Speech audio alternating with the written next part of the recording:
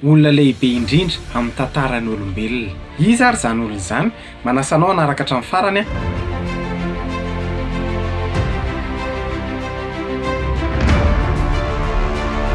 Faly miarabantsika rehetra tompoko an tonga soa anatin'ity vidéo vaovao ity a.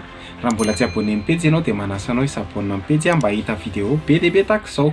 Olona lehibe indrindra amin'ny tantaran'izao tontolo izao. Izy ary zany olona izany, izy ny lehibe indrindra amin'ny tantaran'olombelona.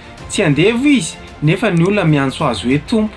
Tsy manana diplôma izy nefa ny olona miantso azy hoe mpampianatra na hoe raby io. Tsy manana fanafody izy ary tsy dokotera nefa izy mpanasitrana. Tsy manana fitaovam-piadiana izy nefa mpanjaka an'izao tontolo izao matahotra azy fatratra. Ara-bakteny izy ohatrany hoe tsy nandresy niady satria tsy niady izy nefa nahazo izao tontolo izao izy. Olona tanteraka izy, tsy manana heloka nefa nombohan'ny olona. Maty izy ary nalevina nefa dia nandresy ny fahafatesana.